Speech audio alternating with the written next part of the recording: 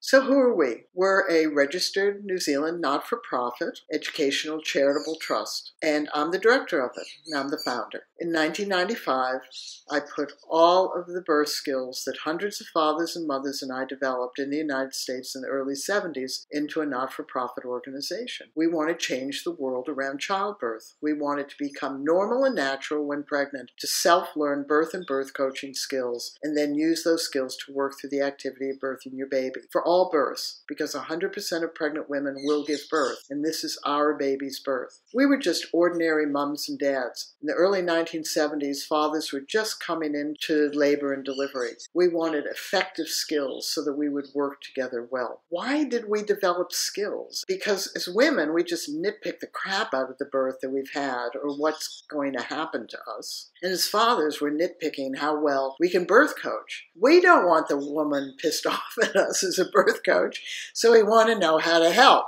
And we want the woman to feel in control. We don't want her to suffer. And when we nitpicked, what did we nitpick? All of it. For example, how did I deal with a false labor that went on for days? So we developed a skill for it. Or what did I do about my stuck baby? How do I not have one this time? So we developed skills for that. And what if I'm terrified at birth when everybody's telling me not to be? Yeah, we developed skills about that too. And for fathers, how can I really help her? So fathers developed lots of skills about that. Can I use the skills in a non-laboring cesarean? It was our baby's birth. Of course we could use the skills in a non-laboring cesarean. What we realized is we are always surrounded with the politics of childbirth. But we had to get on with our birth. So we decided to put our greater focus on becoming skilled so that we could work through our birth regardless of what was happening to or around us. Birth is always an unknown. And back then, we didn't have choices. And so we really, really wanted to have sustainable and adjustable skills. When choices became available in the 1980s, we realized that choices are just about what we want or don't want. But we still have to do the activity of giving birth. And that's where the concept really grew, that it's just normal and natural when pregnant to self-learn birth and birth coaching skills to work through the activity of birthing our baby. And we also acknowledged something very important, that we were becoming parents from conception onward, and that after the birth, we went from becoming to being a parent. And we wanted to have skills that kept that continuity of self. So when we developed skills to start to prepare our body for birth and to work through the birthing activity, we were more likely to feel comfortable to let the birth go after it had happened and focused on parenting. So what exactly did we focus on? Well, we focused first in the 70s on coping skills because the cesarean rate was a 4.5% cesarean rate. We all labored, whether we labored for hours or days, whether we coped or we suffered. Risks were considered to be normal and natural, and the medical profession wasn't that sophisticated enough. So we developed universal skills for the fact that 100% of pregnant women will give birth, 100% of the time. We all blink, we all cough, and we can all tighten up the rectum, which meant that as fathers and mothers, we could share a set of skills that was based on the physical aspect of giving birth. So for 10 years, we focused on breathing, communication, and touch so that we could cope and manage better, deal with, handle, work through, stay on top of, and feel in control. That was vitally important. But when cesareans became safer and easier in the 1980s, because we started to wear bikinis and we didn't want to be left with an ugly scar, the medical profession came up with a bikini cut. We didn't want to be knocked out, so they came up with the spinal and the epidural. And we didn't want to risk our babies, our breeches, or our twins, or other risks we had. So we were more likely to say, if it's safer for my baby, I'm fine with having a cesarean. And we realized that if we had long first and second stages, we were much more likely to end up with more interventions because nobody wanted us to suffer